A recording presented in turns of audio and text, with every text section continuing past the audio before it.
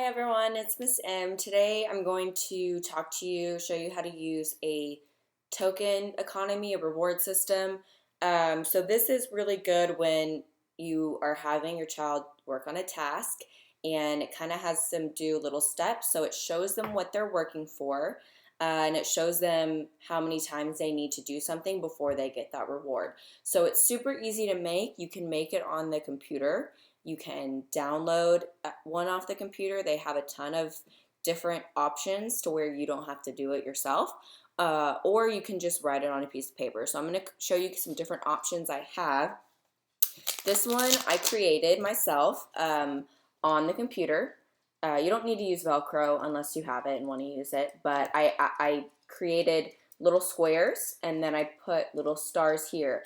I used 4 of them, but depending on the age of your child and how long they can attain to a task, how long they can really sit there and do it, I would only do 3 or you could do 5, because if your child is 3 years old, they're not going to want to sit and do a task for 5 or more minutes. That's just not appropriate for their age. So you can modify that for sure.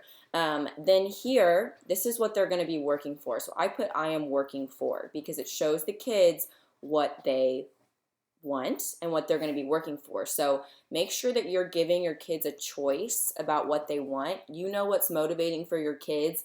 If it's not blocks, it could be stickers, it could be M&Ms, Cheerios, a book, break time. Our kids love breaks, they need breaks, iPad, just whatever is motivating for them, that's what you use.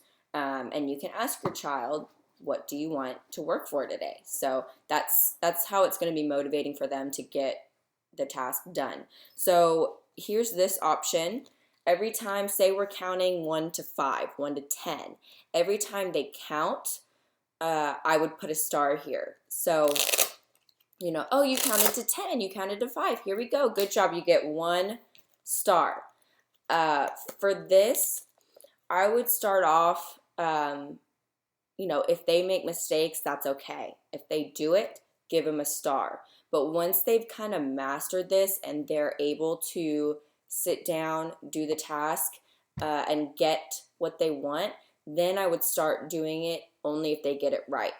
So say we're counting 1 to 5, and they say 1, 2, 2. Let them finish counting, and then give them the star. Don't correct them right away. Just give them the star. And you can have it do after, like, let's practice counting to 5 again. And then if they count with you, then give them another star. But I wouldn't only give them a star if they're able to count right away, correct? Because that's not going to set them up for success and they're never going to get here and it's just going to be harder for you. So that's how the basis of it. I'm going to show you some examples of what I have. So this is the one I created. This one from HISD, I don't have the shapes with me, but they use little shapes and did the cards there. So, you can just set it on the table and put the stuff there. And then this one I got from Simply Special Education online. So what she did, she put a train here, and then these little wheels are what they're working for. So that's really cool. It's great for kids that love trains. But notice how there are 7 here. The kid has to work and do what they need to do 7 times before they get the break time. That is a lot for our little ones. So just be aware of that because, the longer that they're having to sit and do something, the harder it's going to be for them and the less likely they're going to do it. And it's going to give you a hard time. So this is great, but make sure that you are doing this to where it fits your kids' needs, okay?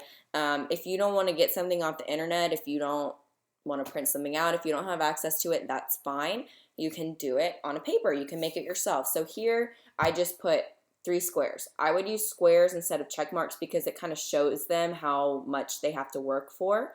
And then instead of having like a picture card of what they want, you can put the actual object. So I have little blocks here. You can put a block here. Or Cheerios, stickers, something, so that they know this is what I get after. And then in here you can do check marks, you can do whatever you want. So if they're counting to 10, you give them a check mark. Good job. You counted to 10 once. Good. Now we have 2 more times that we're going to count to 10 until you get blocks. So first we're going to count, then we're going to get the blocks or break time or iPad, whatever they want. So that's how we use a choice board. I hope this helps, and good luck trying it out. Have a good time. Bye.